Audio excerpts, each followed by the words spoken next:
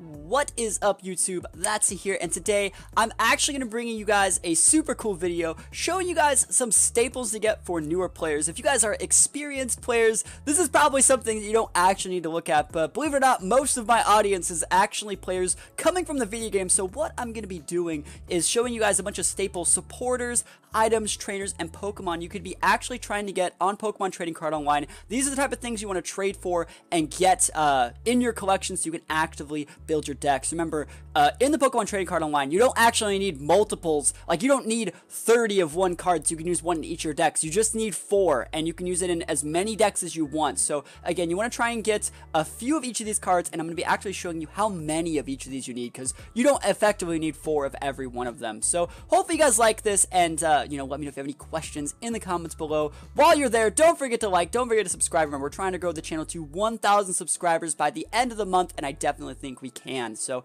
also, I just want to say, if you're an experienced player, maybe you can help some of the newer players in the description. So, here we go. Sorry, in the comments. Like I said, we're going to be taking a look at the standard format today. Standard format is the, create deck with cards that are officially sanctioned and playing standard events. The biggest difference between expanded and standard is expanded events go back a few more years, and I personally like expanded more, and we're definitely going to be touching on the differences between standard and expanded in future videos, but 99% of the games you guys as newer players are going to be playing are in the standard formats. So we're going to be taking a look at standard. So what we're going to be actually doing here is I just created a new deck. We're going to be going into trainers first. I think it's a much better, easier way for most people to start the game by looking at trainers. So the first card that you should actually try and get, you should try to get 4 of these. 4 of these in every single deck, in my opinion. Almost 4 of these in every single deck. You at least want to get 4 of these to build up your collections. What Cynthia does, it says shuffle your hand to your deck, then draw 6 cards. You may be thinking, I've seen that card, that's a really good one. The best way to get these is actually from a few of the theme decks. So some decks have the Cynthias and some don't. So we're just going to go into the shop, and I'm actually going to show you guys what theme decks have Cynthia. And if you haven't picked these up yet, theme decks are also a pretty decent way to get a huge collection of cards.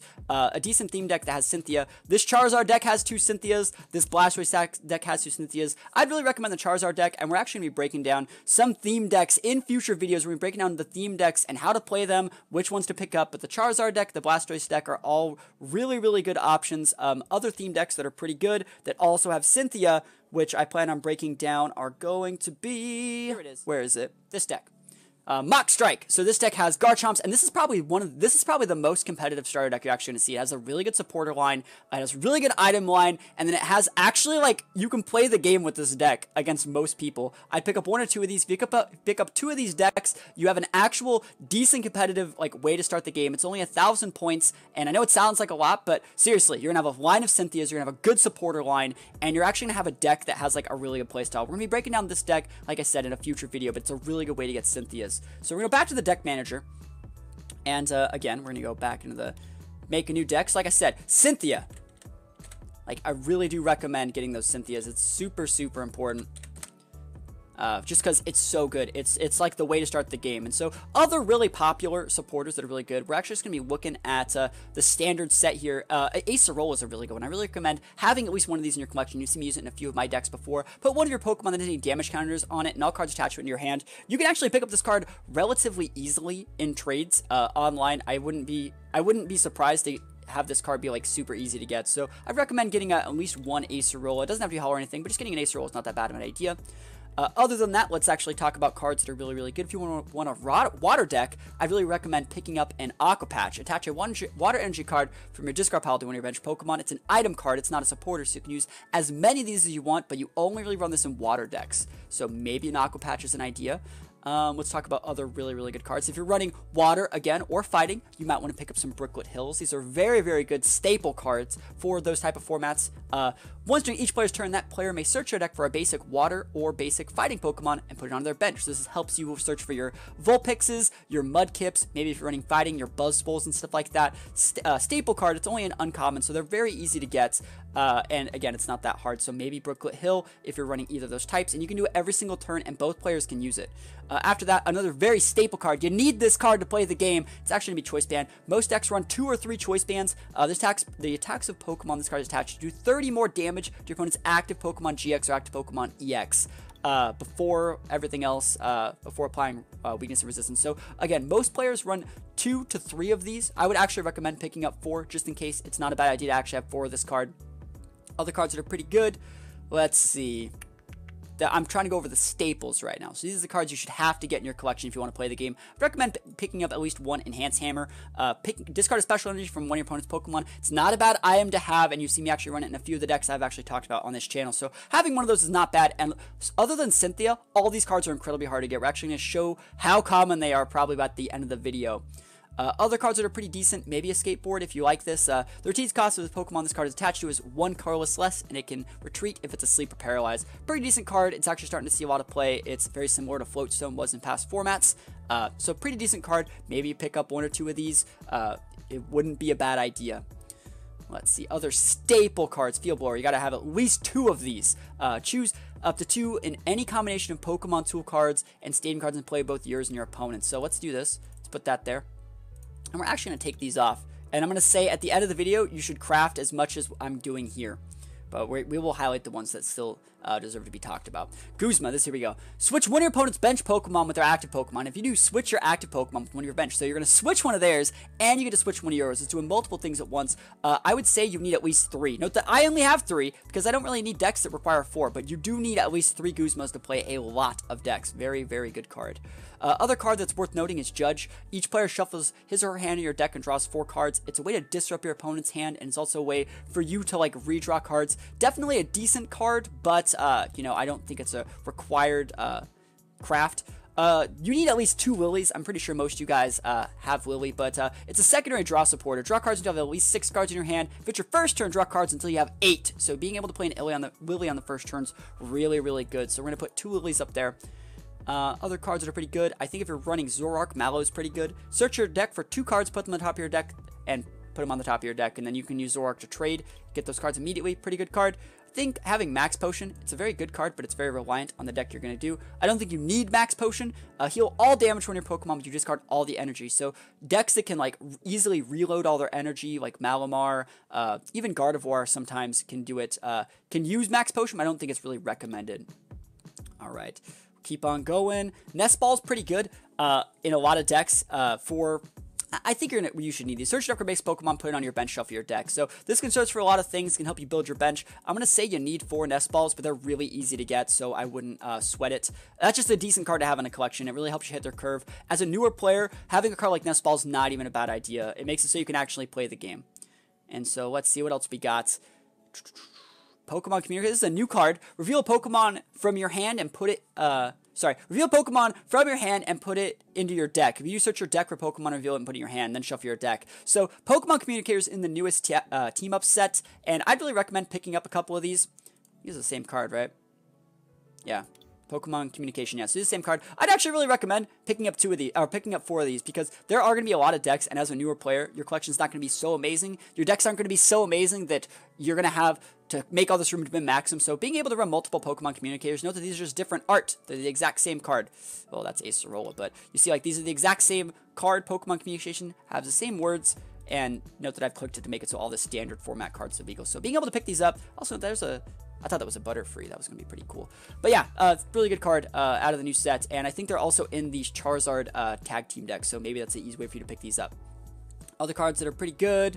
Professional Selection, I'd really recommend picking up at least 4 of these. Search your deck for 3 Pokemon with 60 HP or less, reveal them and put them in your hand, then shuffle your deck. So you don't have to play them around your bench. It's very similar to Nest Ball, but this is one card that does the same thing as 3 Nest Balls. So I really recommend getting 4 Professor Elm's Lectures. They're, again, very easy to get. You've also seen me talk about Professor Kukui. You probably have had these. These come in a lot of the structure decks as well. So draw 2 cards during your turn. Your Pokemon attacks you 20 more damage. I'd really recommend picking up one of these if you haven't yet.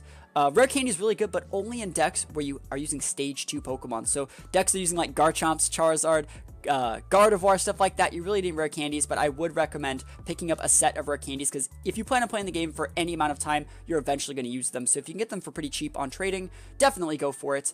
I recommend using 1 Rescue Stretcher, or just having one in your collection. Put a Pokemon from your discard pile in your hand, or shuffle 3 Pokemon from your discard pile into your deck. Very versatile card. It's not a bad idea to have at least one of these.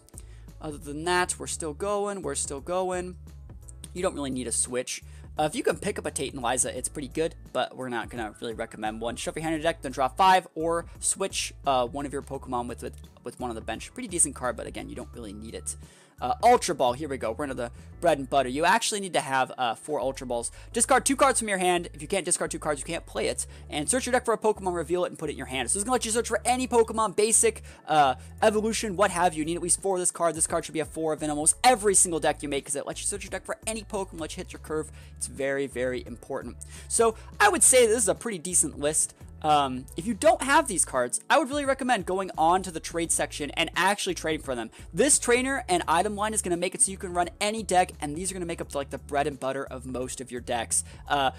If you don't have these cards, don't just go trade straight away. I would look into getting some of the theme decks because, like I said, that Garchomp deck comes with Cynthia's, but I'm pretty sure the Blastoise and Charizard decks come with like Cynthia's and Kukui's. And Pokemon Communicators, and I think they also come with Nest Ball and maybe even a Field Blower, and I know they come with a Rescue Stretcher. So like I would recommend looking up the theme decks, seeing what comes in each theme deck, and seeing if you can do 2 birds, 1 stone. Maybe one of the theme decks has like Cynthia, Guzma, and a couple of these things, and you can get all of them out of one theme deck, and maybe that'll save you a lot of trading hassle. But let's look at some Pokemon that are staples.